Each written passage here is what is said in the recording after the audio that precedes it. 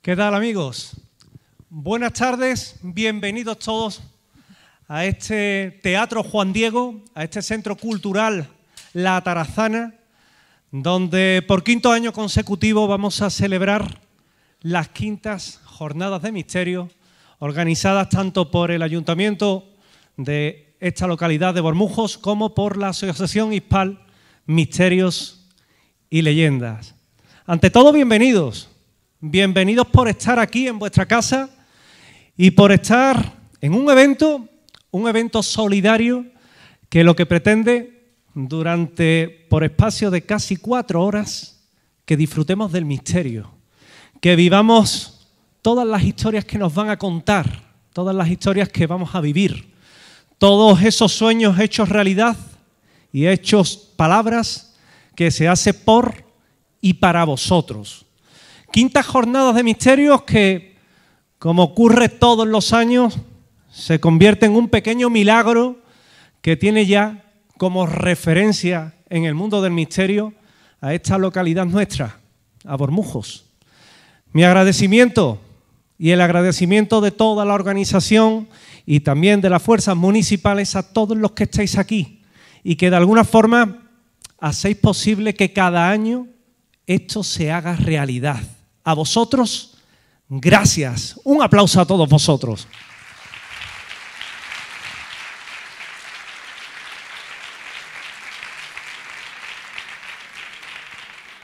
Recordar que es un evento solidario. Ya lo comentaba antes. Un evento solidario a favor de Cáritas y también a favor de Felinos Felices, que tenemos que mirar por personas que lo están pasando mal, que todavía hay personas que lo pasan muy mal, y también por nuestras mascotas, que también lo pasan mal. Fijaos que cuando venía hacia acá me encontraba con un vídeo que me enviaban de una galga blanca temblando, la habían abandonado. Y a mí se me ponía el corazón en un puño. Yo hay vídeos que ya no puedo ver. Y me doy cuenta que a veces los animales somos nosotros. Y lo digo en toda la extensión de la palabra. Damos demasiada importancia a nimiedades y sin embargo a las cosas que de verdad tienen valor, aquellas que llegan al corazón, que tienen sentimiento, que tienen emociones, parece que no las sabemos valorar hasta cuando es tarde. Por eso, recordarlo. Es un evento solidario y como evento solidario que es, tenemos que acordarnos de los más desfavorecidos. Quiero invitar a subir aquí, evidentemente, a las personas que hacen posible esto, a las personas que han querido contar conmigo un año más para presentar este evento, que por supuesto son el señor alcalde de esta noble localidad de Bormujos, al que le pido, entre aplausos, que suba aquí.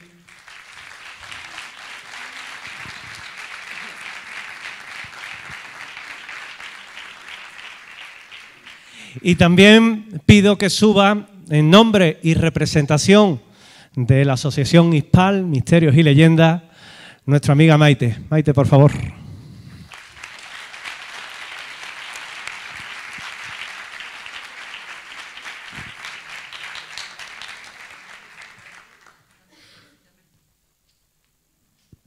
Un año más, Paco. Un año más aquí, reunido, viendo el teatro lleno, ¿verdad? Maite, ponte por aquí. Viendo el teatro lleno. Y es una alegría, ¿eh? Esto es una alegría.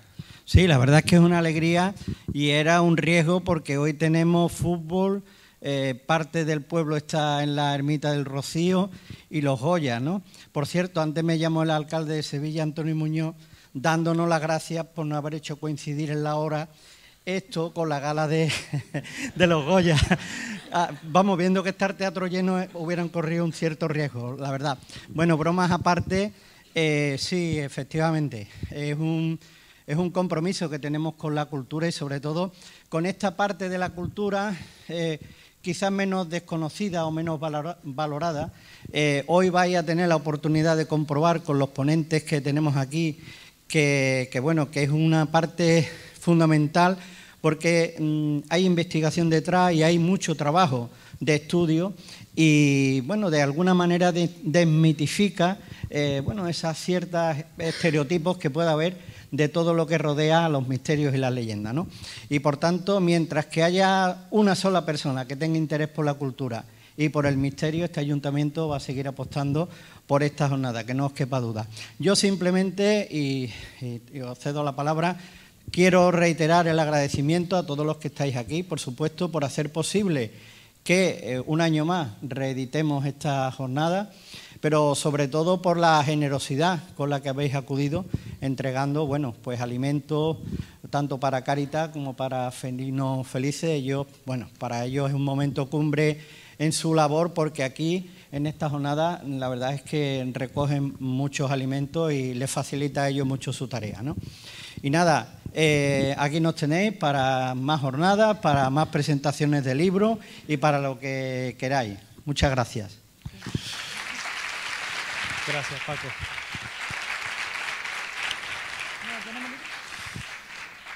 Y por supuesto hablamos con Maite también, porque a ella también el agradecimiento. En cierta forma, Paco, estos son los Goyas del misterio. Se podrá compartir mi criterio, no se podrá compartir, pero al fin y al cabo para Sevilla, para esta ciudad, para también la localidad de Bormujos, estos son los Goyas del misterio. Maite, un año más, parece mentira, ¿verdad? Ya van 5. Y ya van 5. Y con mucha ilusión, ¿verdad?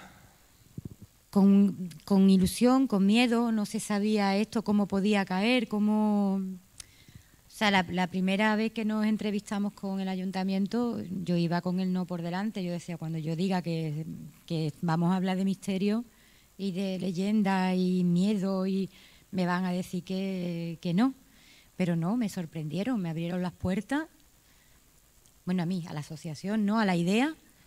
Y ya son 5 años aquí, entre jornadas de misterio, Halloween, que ha habido unos años de Halloween, y a partir de este año pues también empezamos con las presentaciones de libros y todo lo que sea cultura y cultura del misterio.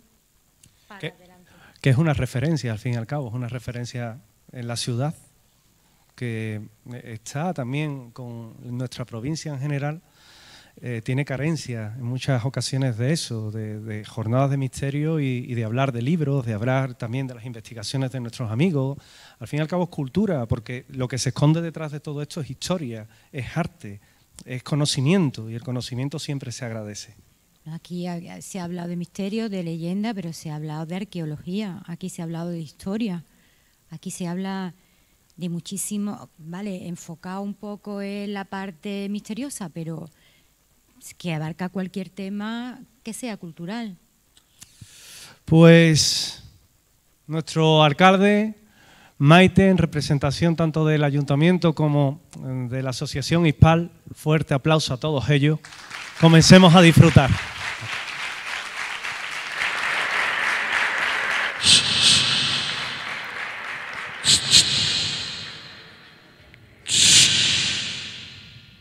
Sí, tú.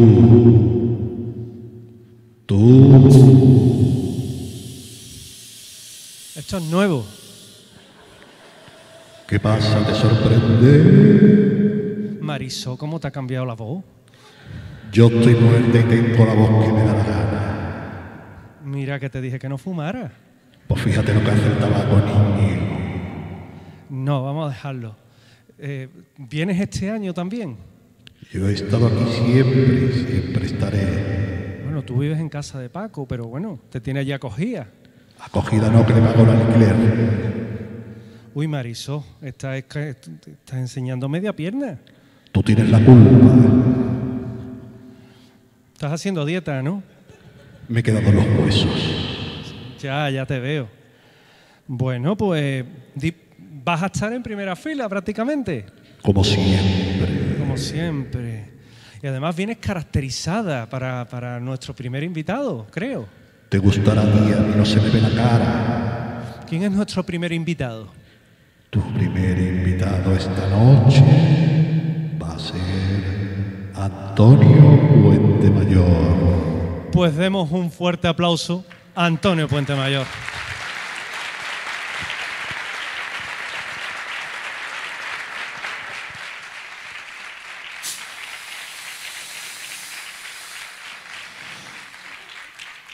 Antonio, un placer tenerte aquí.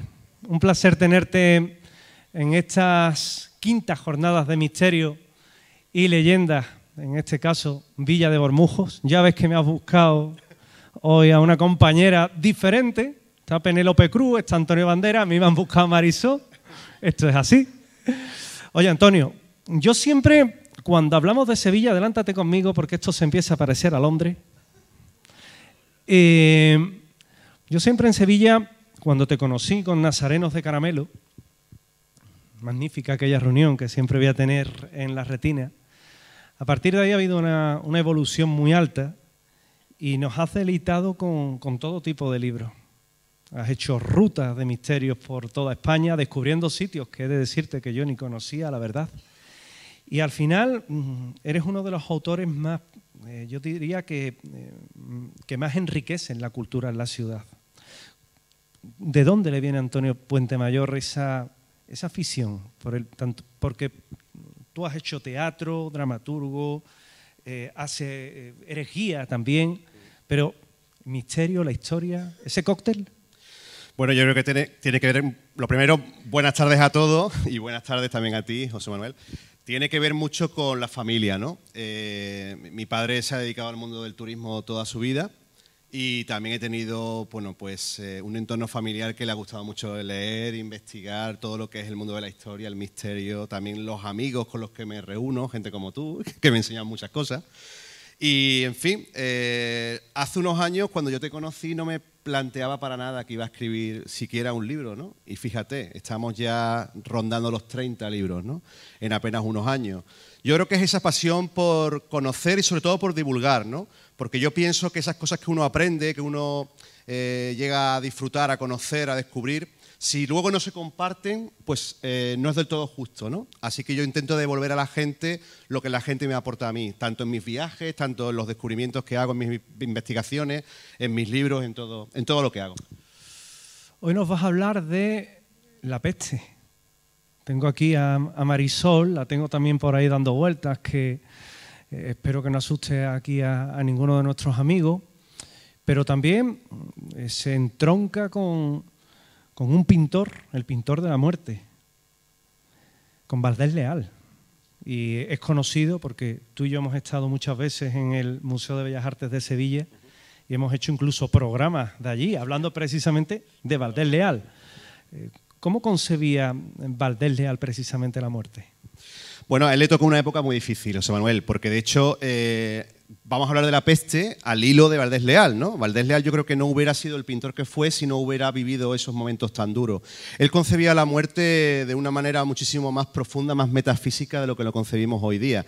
De hecho, citando a Manuel Jesús Roldán, que es un gran profesor que tenemos también amistad en común, hoy vivimos, yo creo que en general, de cara, dándole la espalda, mejor dicho, a la muerte, ¿no? Nosotros no intentamos perpetuar la juventud, intentamos ser siempre, pues eso, vivir una eterna juventud, no querer nunca que llegue el último momento de nuestra vida, por eso tanto las operaciones estéticas, ¿no? Que tanto se llevan ahora, ¿no? El ser eternamente jóvenes, ¿no? Pero la muerte es, yo creo que un termómetro muy importante para entender la vida y tenemos que ser conscientes de ella y yo creo que en esta charla, en este ratito, vamos a intentar dar pie a pensar en ella. Pues os dejo con él, que es el protagonista. Antonio Puentemayor, un amigo, uno de los solidarios de esta noche. La peste, amor y muerte en la Sevilla del siglo XVII. Fuerte aplauso.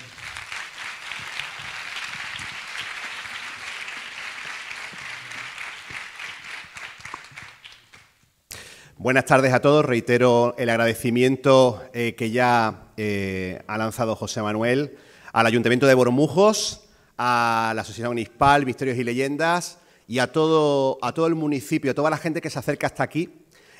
Para mí es un honor estar en este lugar. Antes he estado otras veces como vosotros, sentado ahí como espectador. Y la verdad es que me hizo una gran ilusión cuando Maite me contactó para formar parte de este gran elenco, ¿no? De gente a la que admiro, a la que llevo leyendo, escuchando en la radio y siguiendo siempre, ¿no? Gente maravillosa que investiga, gente apasionada. Lo primero que quería decir es, a la hora de la elección de este título, La peste, amor y muerte, y la Sevilla del 17, es por qué, ¿no? ¿Por qué elegí este tema? Podía haber elegido un amplio abanico de temas en los que suelo trabajar, pero quería relacionar un poco la situación que estamos viviendo, que hemos vivido, con lo que vivieron nuestros antepasados en el siglo XVII, que fue un momento crucial para la historia de Sevilla, que a fin de cuentas es la tierra donde todos los que estamos aquí, la mayor parte de los que estamos aquí, hemos nacido, hemos vivido. Acabamos de terminar una pandemia, y digo terminar entre comillas, porque sabéis que todavía hay contagios, todavía, por desgracia, siguen ocurriendo episodios relacionados con la pandemia, pero esta misma semana se han acabado la prohibición o la obligatoriedad, digamos, de usar mascarilla en los transportes públicos, ¿no? Con lo cual casi que podemos dar por finiquitada la pandemia, algo que parecía que nunca llegaría. Entonces yo lo primero que quería hacer era dedicar esta charla, que va a conectar mucho ese mundo del pasado, ese siglo XVII, esa epidemia o pandemia de la peste con la epidemia que hemos vivido ahora. Quería dedicarla a todas esas personas que hemos perdido en el camino, que son muchísimas, por desgracia, no solo en España, sino en todo el mundo, y también dedicarles pues un aplauso a todos los sanitarios, a todos los transportistas, empleados de supermercados, gente que nos han hecho la pandemia un poquito más fácil. Sabéis que ha sido muy duro para todos y sin el esfuerzo de ellos probablemente no estaríamos aquí. Pido un aplauso para ellos.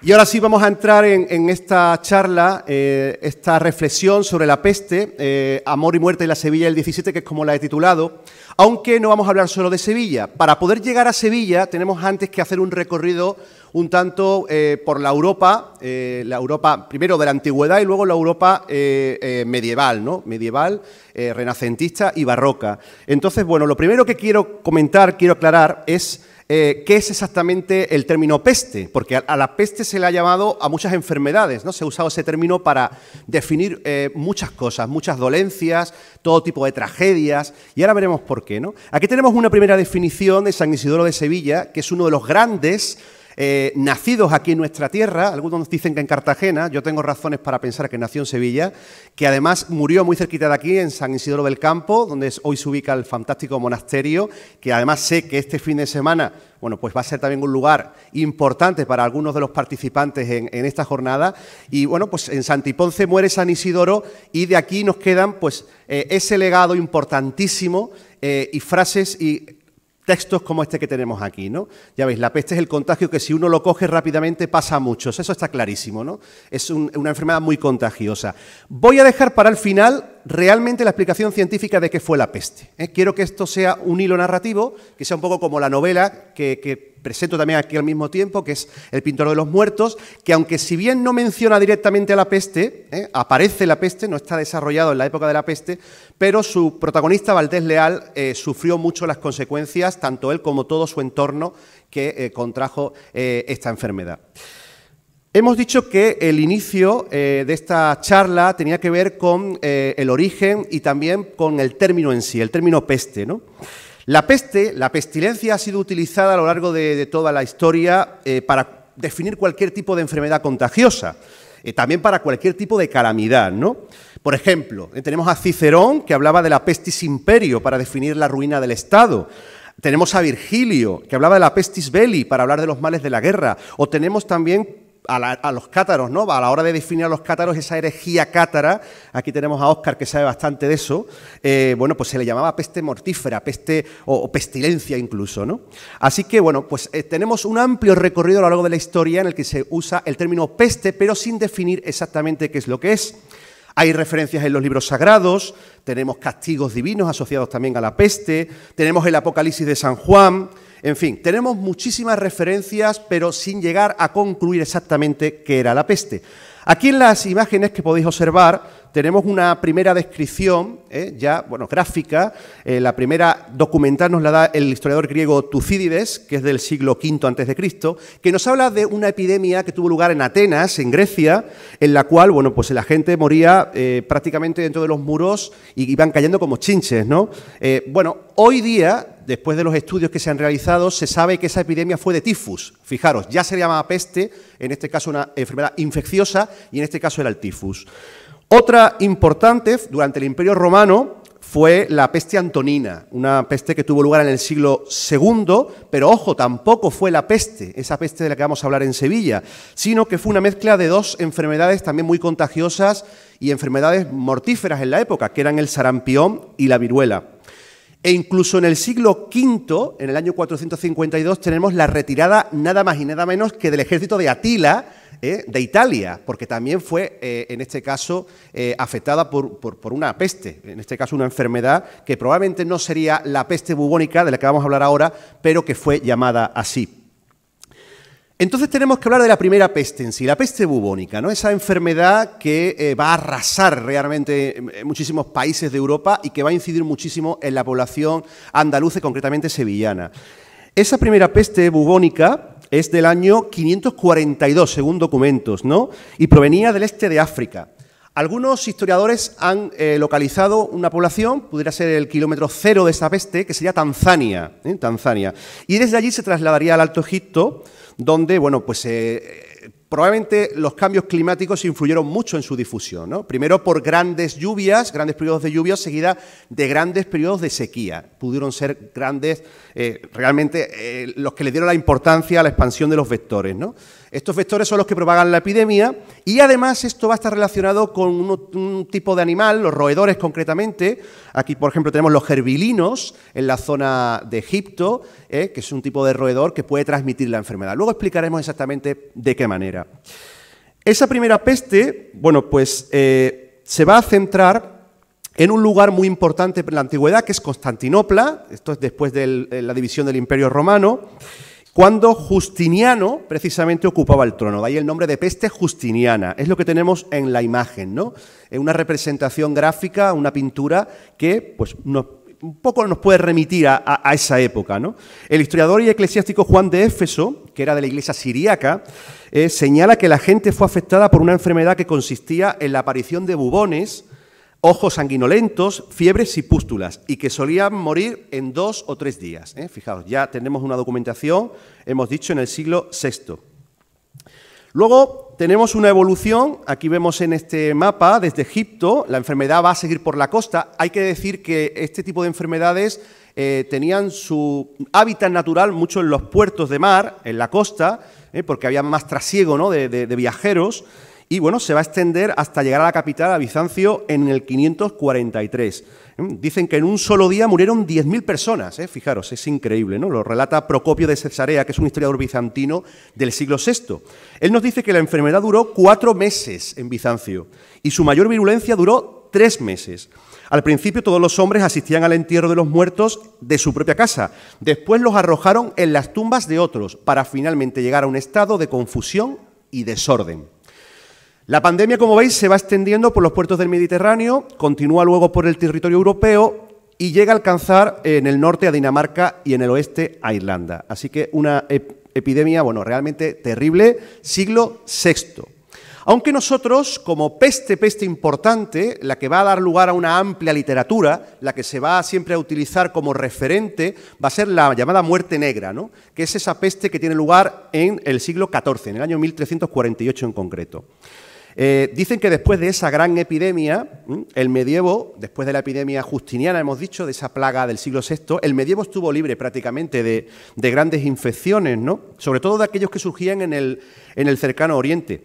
La razón de que llegase al continente europeo esta nueva peste o esta peste bubónica a partir del siglo XIV tiene que ver con una peregrinación que yo he tenido la suerte, el lujo de realizar la semana pasada, que es a Tierra Santa. Tierra Santa tiene mucho que ver, porque los peregrinos que procedían de allí traían evidentemente pues esa enfermedad en esos barcos y va a llegar pues al mismo corazón de Italia. Ahora veremos exactamente a dónde. Bueno, aquí tenemos Génova, es un punto cero, es un kilómetro cero de esa peste, muerte negra del siglo XIV. La denominación, por cierto, de muerte negra, para esa plaga de 1348, no se va a popularizar hasta el siglo XVIII. Si bien ya tenemos a un personaje, Johann Sisacus Pontanus, que la va a llamar así a partir del año 1631, pero no, como os digo, hasta ya el siglo XVIII no se va realmente a utilizar el término. Tenemos también un monje franciscano Aquí vemos en imágenes, por ejemplo, el impacto que esta peste va a causar en el mundo del arte. Concretamente, este cuadro lo podéis encontrar en el Museo del Prado. Es de Peter Bruegel el Viejo. Es una auténtica maravilla. Si bien no se refiere exactamente a esa peste, pero está muy influenciado por ella. Aquí vemos un poquito más de detalle, ¿no?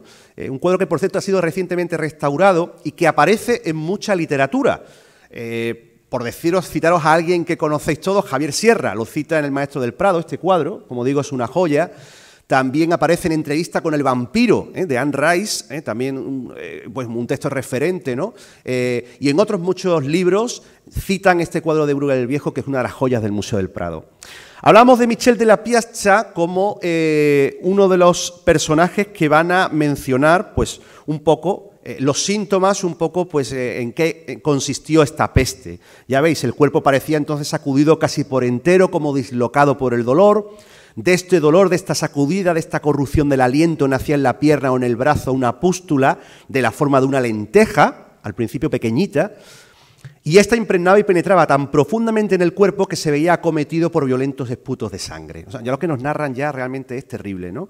Las expectoraciones duraban 3 días continuos y se moría a pesar de cualquier cuidado. La muerte no tocaba solo a los que les hablaban, sino igualmente a todos aquellos que compraban sus cosas, las tocaban o se acercaban a ellas. Incluso había una obsesión tal que se pensaba que con la simple mirada, ¿no?, ya te podías contagiar. Eso tiene mucho que ver con ese personaje que tenemos aquí en el escenario, que han disfrazado hoy aquí a Marisol, y también pues, a esta persona que está por aquí merodeando por el patio de butacas y que hace referencia a esa peste, ahora hablaremos de él. Y bueno, en la literatura, el mundo del arte se va a nutrir de este gran problema, de esta terrible enfermedad que va a causar miles y miles de muertos en toda Europa. Aquí vemos una ilustración y bueno, ahí podemos ver ya las bubas, ¿no? Ya en este trabajo gráfico medieval veis perfectamente, bueno, pues cómo quedaba la persona infectada. Tuvo que ser terrible.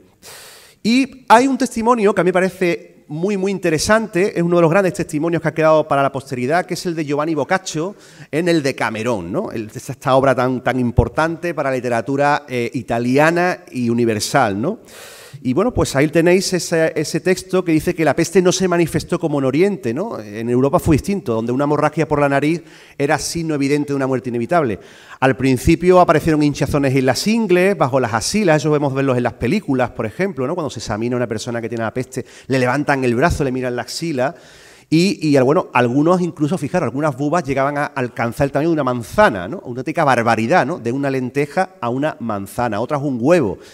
Y de ahí el nombre popular de bubones. De nuevo, aquí tenemos un testimonio en el mundo de la pintura. Pues son muchos los testimonios que tenemos, porque ya os digo que debió impactar mucho, primero en esta peste del 14 y posteriormente en la que vamos a hablar más detenidamente, que es la peste sevillana, esa peste que va a incidir mucho en Sevilla en el 17, ¿no? Son muchas las muestras en el mundo del arte. Y fijaros en el mapa, ¿eh? El mapa realmente es sobrecogedor, ¿no? Estamos hablando que en ese Annus Terribilis de 1348 la peste aparece en Francia, primero procedente de Génova, como hemos adelantado, llega a Marsella, y hay que decir que en Marsella va a surgir una palabra que se ha usado mucho aquí en España y en todo el mundo, por desgracia en estos últimos años, ¿no?, que es el término cuarentena. Todos hemos oído hablar de la palabra cuarentena, ¿no? Pues eso surge precisamente con la peste. Esta peste de 1348, porque proviene de las restricciones a los viajantes de entrar en Marsella durante 40 días. 40 días, cuarentena. De allí, esa peste se va a extender por todo el sur del país hasta alcanzar la costa atlántica de Burdeos, con una tasa de mortalidad de un 40%. Una auténtica barbaridad. Aviñón, por cierto, un lugar importantísimo a 40 kilómetros de Marsella, que entonces era la residencia del papado, pues es una ciudad que va a sufrir mucho esta incidencia, ¿no?, de la peste. Se cuenta que murieron 66 monjes en un convento antes de que la gente se enterara de la epidemia. Fijaros, 66. Y la epidemia va a durar 7 meses, lo cual es una auténtica barbaridad. Siguiendo el Mediterráneo, si vemos el mapa, pues bueno, pues la península ibérica va a entrar a partir de Mallorca. Mallorca será el primer punto donde toque nuestro país. Según las crónicas, mayo de 1348 va a azotar a Barcelona, Tarragona, Valencia, en Andalucía, en el caso de Almería, y a partir de 1350 además, una persona señalada de nuestra historia, como es el rey Alfonso XI, va a perecer, también fruto de la peste, cerca de Gibraltar. Ya veis que también cogió un poquito del norte de África, ¿no? Bueno, siempre en torno a estas enfermedades, concretamente pues la peste bubónica, hasta que se averiguó el motivo, hubo muchas tesis, muchas especulaciones sobre de dónde provenía y sobre todo cómo se podía curar. Aquí vemos algunos de esos remedios y son 3 las explicaciones que se intentó dar en la época a la muerte negra, ¿no? Por ejemplo, la explicación culta que nos hablaba de que era la corrupción del aire, provocada por diversos fenómenos normalmente atmosféricos. Tenemos también una explicación popular en la que nos habla de expandidores conscientes, o sea, gente que, bueno, pues se dedicaba a expandir esa enfermedad. No sé exactamente cómo, pero había un dedo acusador ahí que señalaba también a ciertas personas. Y por último tenemos la tesis religiosa. Esta era la más recurrente entre el vulgo, ¿no? Es la tesis de que la peste era un castigo divino, como todas las grandes enfermedades de la antigüedad, ¿no? Entre las medidas de prevención personal, bueno, pues que había de todo tipo, todos coincidían en que los olores agradables eran importantes para expulsar los malos humos. Estamos hablando del incienso y de todo tipo de cosas que se pudieran quemar, ¿no?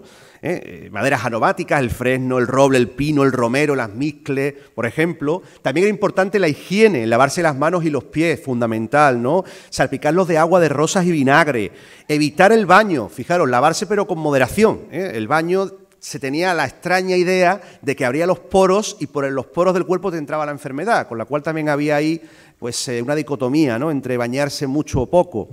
Y es muy interesante también lo del ejercicio intenso, ¿no? No hacer mucho ejercicio, pero no me refiero a hacer running, ¿no? Como hoy día, o nos vamos a un gimnasio o nos vamos por ahí a correr, sino se referían sobre todo a labores, evidentemente, agrícolas, otro tipo de labores duras, ¿no? De ejercicio físico en el campo, en el día a día. También, por ejemplo, llaman la atención las actividades sexuales, ¿no? Estaban poco recomendadas, se pensaba que también podía atraer la peste, fijaros, qué curioso, y también se recomendaba una moderación en el comer y en el beber. O sea, prácticamente iban dando palos de ciego, no se sabía muy bien en qué consistía todo esto, pero hubo una auténtica psicosis.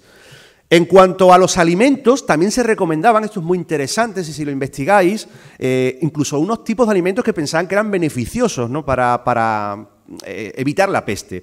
Higos, avellanas, nueces, la ruda, especias como el azafrán y la pimienta y, por supuesto, evitar todo tipo de productos que pudieran tener, digamos, podrirse con facilidad, ¿no? Caso de la carne, el pescado, los lácteos, siempre bebiendo vino y agua clara. Siempre esto era muy importante, ¿no? Aclarar mucho el asunto.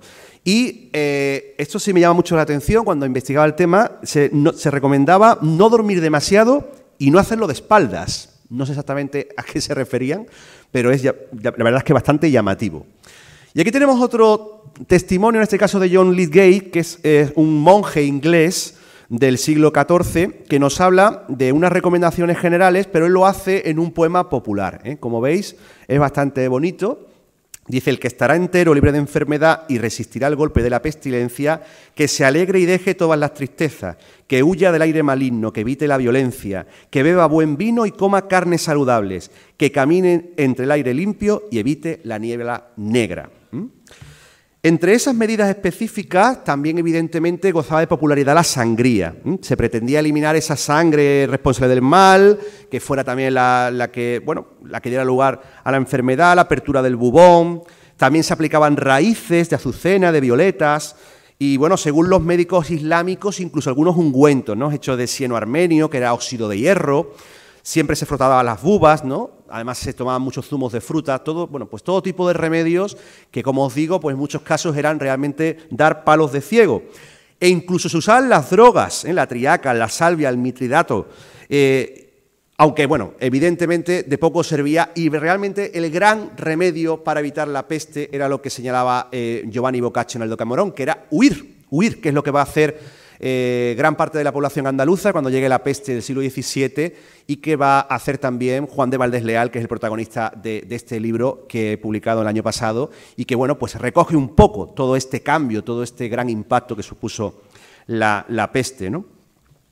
Una figura importantísima para entender la peste es el médico. Decía que íbamos a hablar de él, el médico de la peste, ya que su imagen un tanto icónica, se va a popularizar realmente por toda Europa y todo el mundo, ¿no? Únicamente va a funcionar en el siglo XIV en ciudades de Italia, también de Francia, de Inglaterra, de los Países Bajos, de Alemania. Pero, bueno, pues realmente lo van a hacer universal las máscaras del carnaval veneciano. Así que, bueno, ahí lo tenemos en imagen. ¿Y en qué consistía el médico de la peste? Bueno, pues lo primero de todo que hay que decir es que el médico estaba designado por una llamada Junta de Salud. Era lo primero que se designaba cuando había una epidemia en la antigüedad, ¿no? Los ayuntamientos creaban las juntas de salud, que eran pues unos comités de urgencia para definir cuál iba a ser la línea a seguir, ¿no?, para enfrentarse a esta enfermedad. Normalmente eran médicos jóvenes, importante, y médicos no establecidos aún, o sea, no tenían un amplio currículum, no tenían todavía un puesto fijo, en fin, era una labor un tanto ardua, un tanto complicada, ¿no? Conscientes de que la enfermedad se transmitía en gran parte a través del mal olor, pues los médicos colocaban en ese pico que veis en la imagen hierbas aromáticas. Esa era la razón del pico, ¿no? Alejar un poco la nariz, vaya que te fueras a contagiar, y esos grandes anteojos también servían para que no te pudieran contagiar por la mirada, ¿no? Fijaros qué creencias más curiosas, y de ahí surgen los anteojos, surge ese pico del médico de la peste. Todo en relación a purificar, neutralizar el aire corrupto. Un personaje que, como digo, va a perpetuarse a lo largo de la historia, pero que concretamente se va a quedar en el ámbito de la Edad Media. Si nos vamos a Sevilla, que es el eje ya realmente de la novela que yo planteo, que es El pintor de los muertos, la Sevilla que vamos a retratar ahora es del año 1649, es la Sevilla de la peste. Mi novela se desarrolla unos años después, pero evidentemente es una ciudad deudora de esa ciudad que se ve atacada, diezmada por esta terrible epidemia de peste. Lo primero que hay que decir es que Sevilla en el siglo XVI, eso no hace falta que os lo descubra yo, era una de las metrópolis más grandes de Europa, ¿no? Digo XVI, digo XVII, siglo de oro, y que, bueno, pues tenía gente de todo el mundo. Un 10% de la población de aquella Sevilla era negra, y medio centenar de idiomas, fijaros, 50 idiomas al menos se hablaban entonces en sus calles, ¿no? Estamos hablando de una ciudad cosmopolita que algunos han dado a comparar con la Nueva York, entonces de aquellos tiempos del siglo de oro. Por tanto, una ciudad muy proclive a mucho movimiento, a mucho tráfico en general, de mercancías, de gente que venía a invertir en la ciudad. Aquí se van a instalar los genoveses, tenemos la calle Génova en Sevilla, la gente de Italia de muchos lugares, ¿no? La calle Placentines también, ¿no? Los piacentines. En fin, tenemos un amplio panorama cultural, social, artístico también, y que tiene todo que ver con ese puerto de Indias, ¿no?, con la importancia que tuvo Sevilla en la época. Aquí vemos una imagen maravillosa, esta se encuentra en Madrid, es yo creo que de las imágenes más bonitas que tenemos de la Sevilla entonces, como es una ciudad muy poblada, con un amplio tráfico naval, y bueno, pues al ser uno de los más importantes puertos mercantes europeos, de hecho era el que ejercía el monopolio del comercio con América, pues fueron recurrentes los brotes de peste durante toda la Edad Moderna. Ojo, vamos a hablar de 1649, pero en Sevilla ya había habido pestes anteriores. Si habéis visto la serie de televisión La Peste, de Alberto Rodríguez, que espero que esta noche tenga mucha suerte en los premios Goya, ¿no?, porque es de aquí de la tierra y ha hecho una película modelo 77 que os recomiendo a todos. La serie La Peste reflejaba no la peste de la que estamos hablando ahora, sino la peste del siglo XVI, una peste entre comillas menor, de menor impacto a la que tuvo lugar en el XVII. Bueno, pero las hubo, 1588 a 1600, pues hubo brotes. Pero la grande, la importante, es esta del año 1649, de la cual todavía se desconoce cómo arribó a España.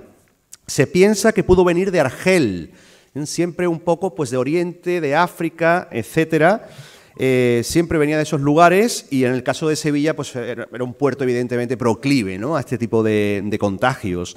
La catastrófica epidemia, pues como he dicho, se va a comportar de manera benévola, entre comillas, en el siglo XVI, pero ya en el siglo XVII va a dar fuerte, sobre todo en la zona oriental, aunque se habla siempre de Sevilla, pero hay que decir que sufrió mucho la zona oriental de España, Valencia, todo lo que es esa zona, ¿no? Bueno, de hecho se habla de 30.000 personas que mueren en Valencia en esa primera incidencia. Después se va a difundir de manera salvaje hacia Andalucía, va a barrer Aragón, va a barrer Cataluña. Y solo en Málaga, fijaros el dato, mueren 40.000 personas, a pesar de lo cual Sevilla comete un gravísimo error, que es subestimar esta peste, quizás por las del siglo XVI, que contenían un poco la ciudad, con las murallas, etcétera. Aquí no se contuvo, no se tomaron medidas drásticas, y esto se va a pagar muy caro, ¿no? Fue un error gigantesco. También hay que decir que 1649 va a ser un año catastrófico en otro sentido, y es que las malas cosechas, sobre todo del cereal, van a llevar a un aumento de los precios de los alimentos, lo cual también va a provocar un gran hambre. Claro, esto a mí me hace pensar en relacionar lo que acabamos de vivir nosotros, la pandemia del COVID, la inflación que estamos sufriendo con lo que ocurre en la Sevilla de entonces, ¿no? Ahora vamos a ver que era una Sevilla de grandes contrastes, una Sevilla que era muy opulenta en ciertos aspectos, pero muy mísera en otros, ¿no? Ahora veremos por qué.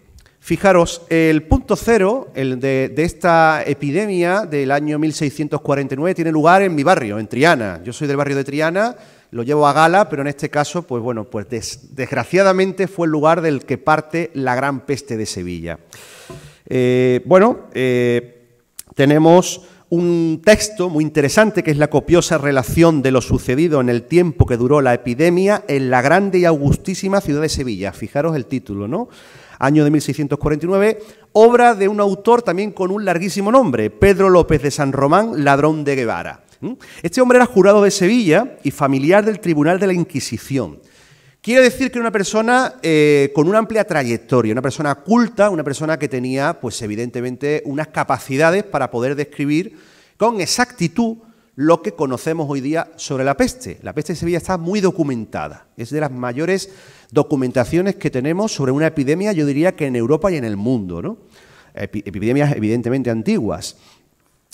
Hemos dicho que Triana fue un punto fundamental de contagio. Aquí vemos el puente de Barcas, es una ilustración que me gusta mucho para que veáis la inestabilidad que tenía el puente de Barcas en la época, que yo en la novela pues retrato alguna escena en la cual era incluso imposible cruzar de una orilla a la otra, ¿no? Si había una crecida del río, que eran muy habituales, prácticamente quedaban aislados, ¿no? Concretamente Triana de Sevilla, ¿no?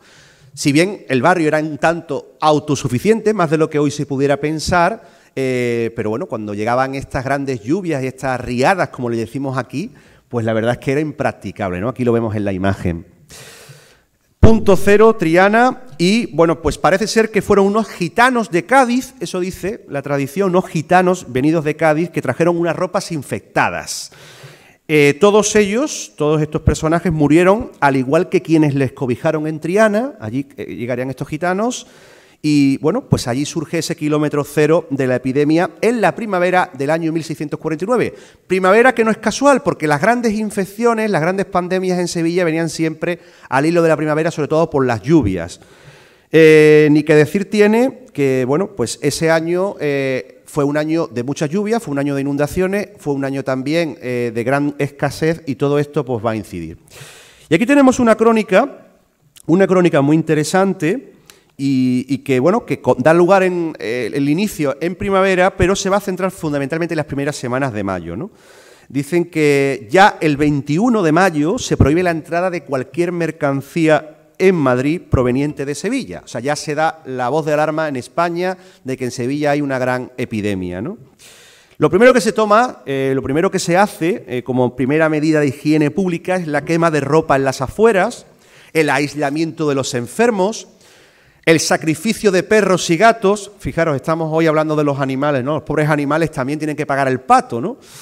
Y la desinfección de calles y viviendas y monedas y joyas con vinagre, hasta las monedas, ¿no? Hasta el dinero se desinfecta con vinagre. Fijaros qué cosa más curiosa. A mí esto me recuerda, no sé si recordáis el inicio de la pandemia, cuando veníamos del supermercado con los productos y se nos decía que teníamos que desinfectarlos, ¿verdad?, antes de entrar en casa. O sea, estas charlas, si yo lo hubiera dado hace 4 años, pues casi que nos hubiéramos burlado de todas estas medidas. Hoy día sabemos que esto es muy serio, ¿no? Y que hemos llegado a tener una psicosis similar a la que tuvieron nuestros antepasados, ¿no?, de Sevilla. Bueno, esta crónica nos habla de que los carros circulaban 24 horas sin cesar de recoger cuerpos muertos en las calles, abandonados por los propios familiares, ojo, que no era el vecino, era tu propia familia la que te abandonaba. Como medida de urgencia se prohibió enterrar en las iglesias, y dado que los cadáveres inficcionaban el aire, se ordenó que se excavasen carneros o fosas comunes en todo el perímetro urbano. Algo realmente terrible, ¿no? Bueno, pues tras un verano desolador, absolutamente desolador, todo era espanto, un asombro, un suspirar de continuo. Todo esto nos lo cuenta Diego Ortiz de Zúñiga, el cronista de la época, un personaje que tiene su estatua en el Palacio de San Telmo, un personaje poco conocido, del cual yo hablo en la novela, y sobre todo me centro en el personaje de su mujer, que también, si él está olvidado, imaginaros su mujer, ¿no? Por desgracia, una dama de alta alcurnia que, bueno, pues era vecina de Valdés Leal y tiene también su sitio en la novela, ¿no? Bueno, pues nos lo va a describir de una manera realmente sobrecogedora, ¿no? Dice que quedó Sevilla con tan gran menoscabo de vecindad, si no sola, muy desacompañada, vacía gran multitud de casas en que se fueron siguiendo ruinas en los años siguientes. Por ejemplo, las casas habitadas en muy considerable disminución de valor y todas las contribuciones públicas en gran baja. O sea, estamos hablando de unos términos realmente rotundos en cuanto a la dimensión que cobró esta tragedia, ¿no? Y ahora tenemos un espacio singular que fue protagonista de esta peste de 1649, como lo era en general de las grandes enfermedades en Sevilla, que es el Hospital de la Sangre. Hoy día, hospital, bueno, ya no funciona como hospital, lo conocemos como Hospital de las Cinco Llagas, actualmente sede del Parlamento andaluz, pero que estuvo funcionando hasta hace relativamente poco. Mi madre, de hecho, nació en ese hospital, en el Hospital de las Cinco Llagas. Seguro que hay gente aquí que recuerda por edad, ¿verdad?, que funcionaba como hospital. Lo primero que hay que decir de ese hospital es que la finalidad de este lugar era atender a mujeres infectadas por enfermedades curables y no contagiosas. O sea, era un hospital femenino, pero para enfermedades leves, podríamos decir, en cierto modo. Bueno, pues fijaros, de mujeres de enfermedades no contagiosas a ingresar 26.700 enfermos, 26.700 en un año, de los que fallecen 22.900, o sea, el 85%. Aunque dicen que otros muchos, por desgracia, murieron delante. En lo que veis aquí, ese paseo, ¿no? Ese paseo ahí de los coches de caballo, los carruajes, las damas, los caballeros, en la misma explanada murieron cientos de miles. Bueno, fue una cosa terrible, ¿no? Mira, os voy a dar datos curiosos concretos de esta crónica tan apasionante que podéis encontrar en los libros. Por ejemplo, entre el propio personal del hospital murieron el administrador, su secretario, el barbero, 16 de 19 cirujanos, 34 de sus 56 sangradores y 5 de sus 6 médicos. Fue imposible encontrarles sustitutos. Esto es muy interesante. Hemos dicho que el médico de la peste era una persona joven que no tenía, un médico que no tenía, digamos, todavía un puesto fijo, ¿no? Así que se acudía pues a la gente un poquito más intrépida, la gente más temeraria, ¿no? En una labor muy, muy, muy complicada. Entonces se les ofrecía pues un jornal bastante importante. Se le daban 100 reales diarios. 100 reales diarios, os voy a decir el equivalente, más o menos. Hoy día es muy difícil traducir esto a euros, pero os puedo decir que con 100 reales se podían comprar en aquella época, por ejemplo, un dosel para un altar religioso, un cuadro pintado en una tabla, un buen cuadro, un hornillo de cobre o 12 arrobas de vino. Eso a diario se le pagaba al médico. Nadie quería ser médico, evidentemente, ¿no? Dada la peligrosidad del trabajo. A la mayor parte del personal, incluyendo las madres enfermeras, las monjas, que eran las que atendían como enfermeras con sus ayudantes, no se les exigía formación alguna, casi que valía cualquier persona. Únicamente se limitaban, evidentemente, a dar un poquito de amor, de caridad, de dar pues lo que tenían a mano, ¿no? A ayudar al enfermo casi más de manera espiritual que de manera material.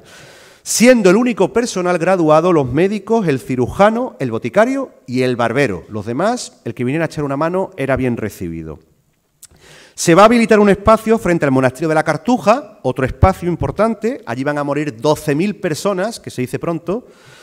La Junta de Salud va a crear nuevos cementerios con amplias fosas comunes, por ejemplo, en el Alto de Colón o el barrio de los Humeros, que tenemos hoy día en el centro de Sevilla, en la Almenilla, que es la actual Puerta de la Barqueta, en el Prado de San Sebastián. Dicen que allí solo en el Prado murieron más de 23.000 personas, en la Puerta de la Macarena, en la Puerta de Triana y en la Puerta Osario. Más 18 carneros, que para que entendáis, los carneros eran fosas comunes que se habían formado pues, alrededor de todo este hospital que tenéis en la pantalla, ¿no? El Hospital de la Sangre.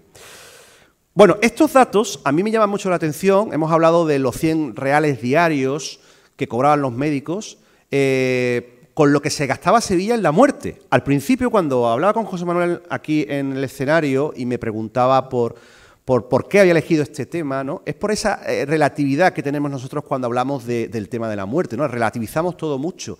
Nos centramos siempre en los vivos, hablamos poco de la muerte, no llevamos a los niños, normalmente les evitamos que vayan a los cementerios, no hablarles de la muerte, siempre dejarlo como un tema tabú, ¿no? En cierto modo, cuando somos una cultura que tradicionalmente en España hemos estado muy ligada a la muerte, ¿eh? Concretamente, pues en este siglo XVII y a partir de pandemias como la de la peste, se va a hablar mucho de la muerte.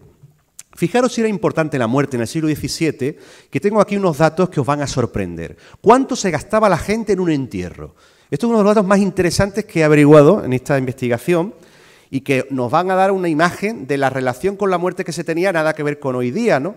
Hoy fallece a lo mejor un familiar, un conocido, vamos por cumplir al tanatorio, el seguro se ocupa, ¿verdad?, de todo, normalmente se incinera, sabéis que han superado las incineraciones ahora a los entierros, ¿no?, a los entierros habituales en los cementerios, y claro, tenemos una relación con la muerte, pues la verdad es que muy relativa, ¿no?, una relación, la verdad es que es muy fina en relación con lo que había en la antigüedad.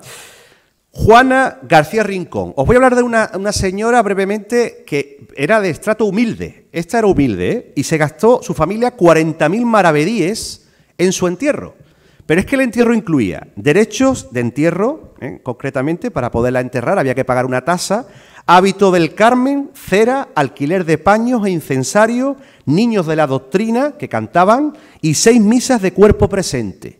A lo que le tenemos que sumar 75 misas en el convento de la Victoria de Triana, de allí es donde salió Magallanes para la primera vuelta al mundo, 75 misas en la Salesa, 150 en el monasterio de la Bella de Lepe, esta mujer era lepera, y 75 en su parroquia, en Triana.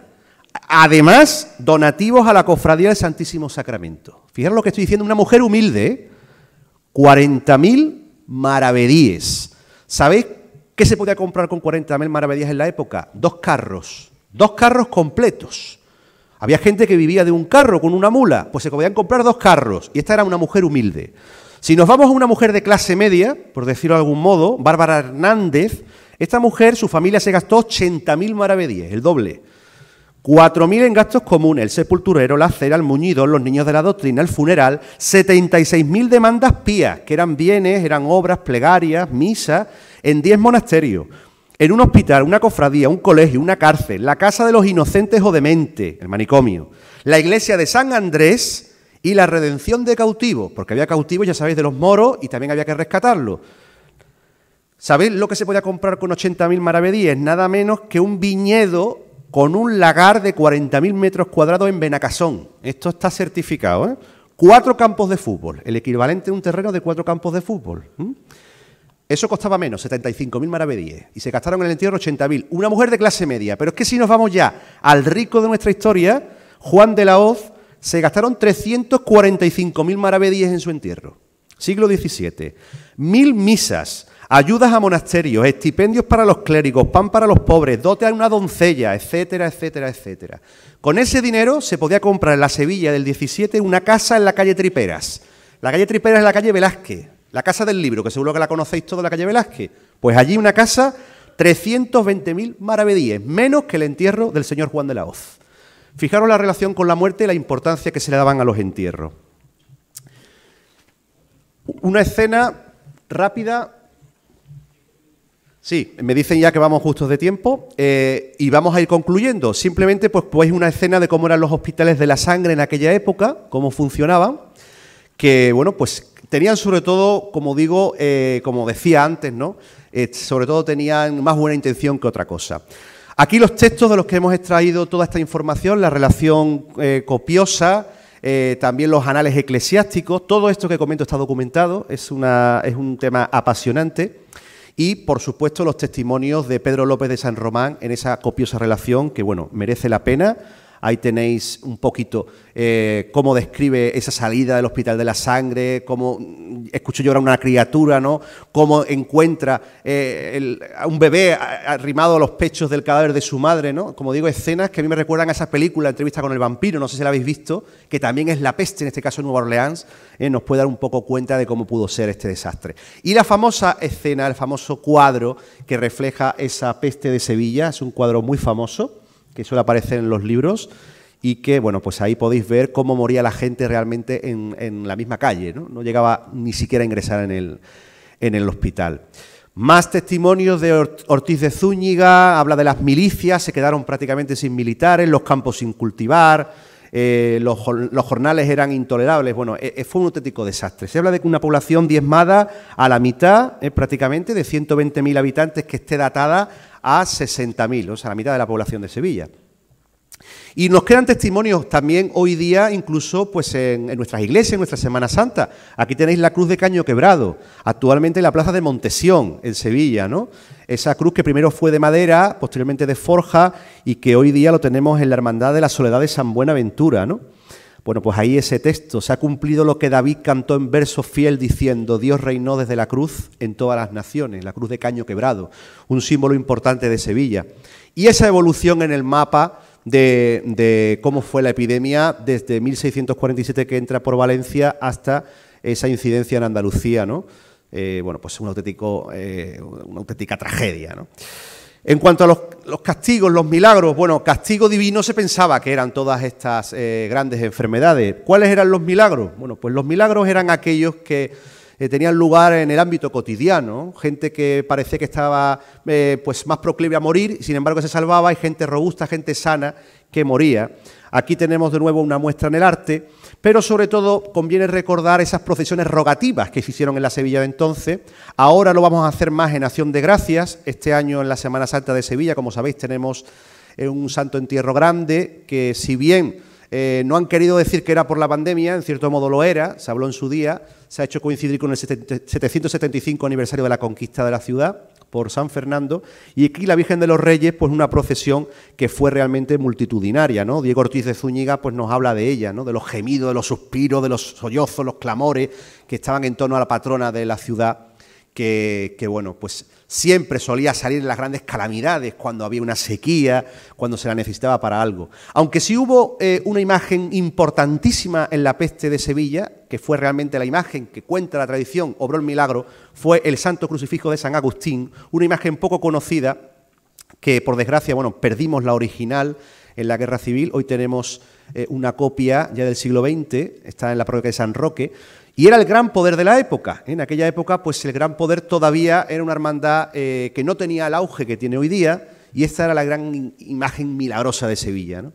El Santo Crucifijo de San Agustín, que bueno, pues ahí tenemos el testimonio de Diego Ortiz de Zúñiga, ¿no? Que parece ser que fue el que el día 2 de julio le dio el agradecimiento, ¿no? Por ese beneficio de salvar a la ciudad. Hemos hablado de las consecuencias ya un poco por encima, para ir concluyendo. Bueno, pues entre los personajes que van a morir en esta tragedia, son muchísimos, pero conocidos, tenemos el de la izquierda, Juan Martínez Montañés.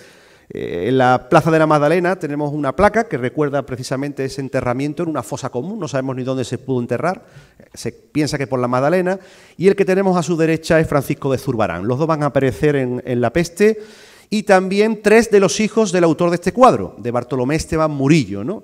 Fue un hombre rico, fue un hombre que hizo una obra, como todos sabéis, inconmensurable, pero por desgracia fue un hombre desgraciado en lo familiar, se le murieron sus hijos en la peste. Y por último tenemos una ciudad ya, bueno, pues que va a quedar marcada de por sí, ¿no? Que marcada para toda su historia, ¿no?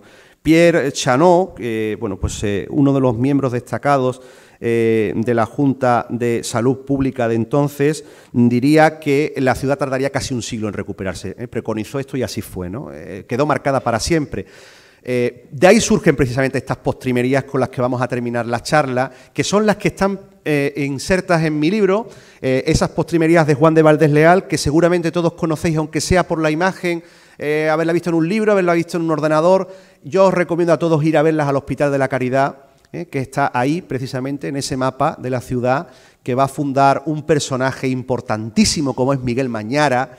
Miguel Mañara, caballero calatravo, hombre de una familia corso-italiana de grandes bienes, una persona rica. Hay que decir de una hermandad que se va a fundar en el siglo XV, pero que él le va a dar un gran impulso, ¿no?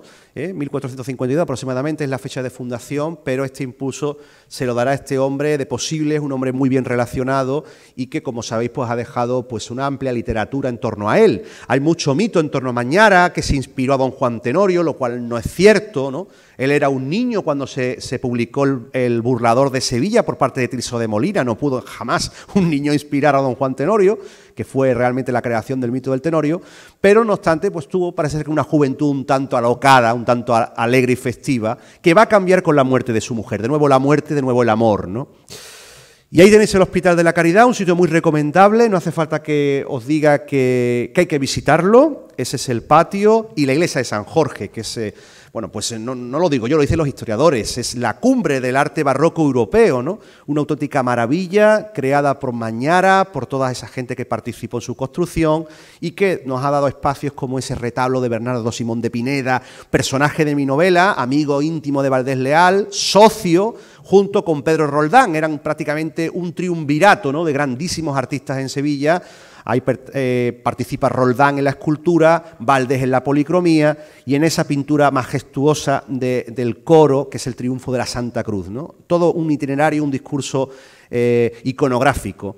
El Ecce-Homo de Pedro Roldán y la cripta de Mañara. Por cierto, ahora, hace poco hablaba con el hermano mayor de la Caridad, se va a plantear un nuevo museo dentro de la Caridad, tendremos pronto noticias para que podáis conocer más en profundidad la figura de Miguel Mañara, se va a dotar de las últimas tecnologías y la verdad es que vamos a estar de enhorabuena porque es un personaje y una institución que merece la pena conocerse.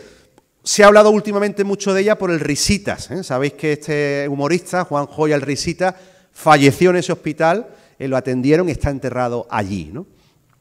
Murillo, por supuesto, también presente en la Caridad con este cuadro bellísimo, como muchos de los que tiene allí en la iglesia, y por supuesto Valdés Leal. Vamos a terminar con Valdés Leal, con estos dos cuadros que han marcado la historia del arte, que son la culmen, podríamos decir, la cumbre de las vanitas europeas y mundiales, esos cuadros ejemplarizantes llenos de símbolos y que retratan, en este caso a la izquierda, la muerte, el triunfo de la muerte, in ictu oculi, ese texto sacado de la primera epístola de San Pablo a los Corintios, en un abrir y cerrar de ojos, que es como viene la muerte, que es como viene la resurrección, y a su derecha, Finis Gloriae Mundi, que es prácticamente la psicostasis, ¿no?, que es el pesaje de las almas, algo que nos remite al antiguo Egipto, que va a continuar a través del medievo, con grandes doctos en la materia como San Agustín, y que va a desembocar pues en esta pintura maravillosa, ni más ni menos, el pesaje de las almas, ¿no?, ni menos ni más, en este caso, ni más pecados son necesarios para condenarse, ni menos virtudes para ir al cielo. Una auténtica maravilla conceptual que bebe del discurso de la verdad de Miguel Mañara y que tiene un alto componente jesuítico, la hermandad de la Caridad muy cercana a los jesuitas, a la Compañía de Jesús, cuyo poder en Sevilla en la época era increíble. Pues con esto vamos a terminar. No sé si hay alguna pregunta, si tenemos tiempo para preguntas, no quiero tampoco dilatarme más. Simplemente dejar al final, como dije, como misterio, cuál era el causante de la peste. Ahora lo vais a ver gráficamente, es la Yersinia pestis, es un bichito que lo tenéis ahí en la imagen. Esta es la causante de todo este desastre y que, bueno, pues se transmitía evidentemente a través de los roedores, de las ratas, etcétera, etcétera, ¿no? Este bichito fue el causante de una de las mayores tragedias de la historia de Sevilla y del mundo. Y con esto vamos a concluir. Muchísimas gracias a la organización, a José Manuel García Bautista y a todos los presentes.